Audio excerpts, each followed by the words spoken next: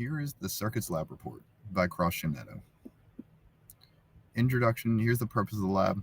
Today we are using the principles of energy conversion, the loop rule, and conservation of charge, the charge conservation plus definition of steady state.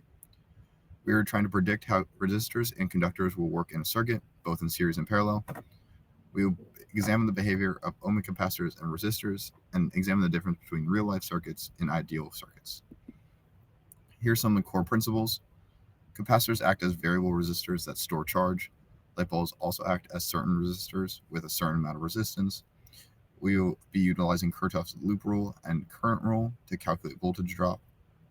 And we will be changing components in series and parallel and see how the changing of where they are changes their effects. Here's a preview of the first circuit we will be working with.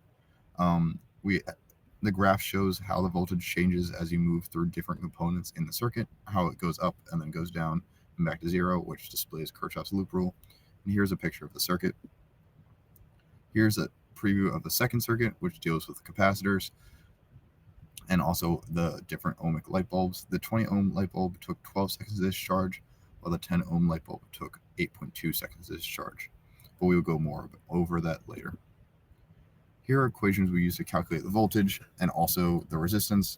Again, Kirchhoff's loop rule, any loop, the net voltage is zero. Kirchhoff's first law of current.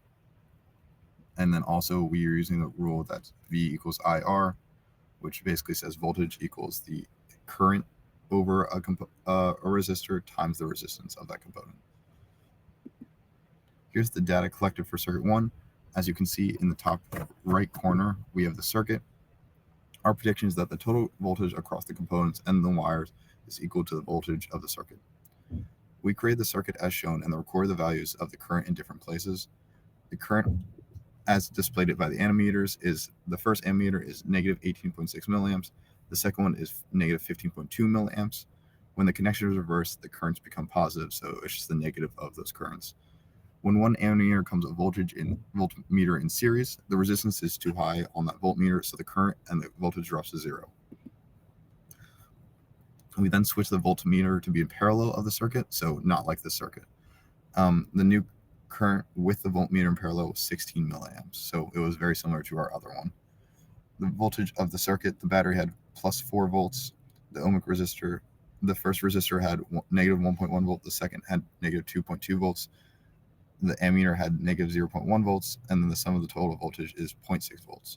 Because of Kirchhoff's loop rule, this should be zero, but the actual value is greater because these are not ideal components, and the wire has its own resistance.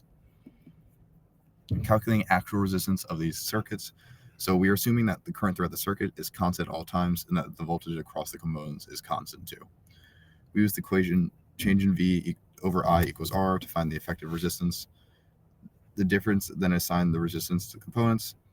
The 47 ohm resistor actually had a greater resistance, so the 100 ohm resistor, the wires had a great resistance, and the ammeter also had a resistance. Then we collected data on circuit 2 by setting up the circuit as shown. Our prediction is that the light bulb with less resistance will go out faster. We created the circuit as shown and then charged the capacitors for 20 seconds each. No, thank you. We then discharged the capacitor through the bulb that recorded how long it took for the light to go out. We repeated the experiment.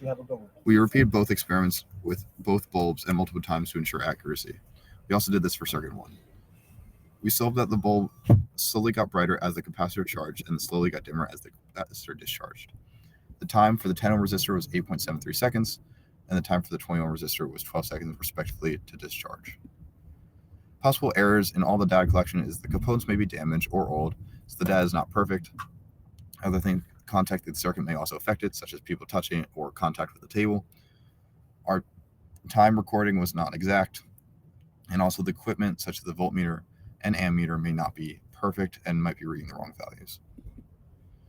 The discussion conclusion, we used the data we found to find these equations for current in a capacitor circuit.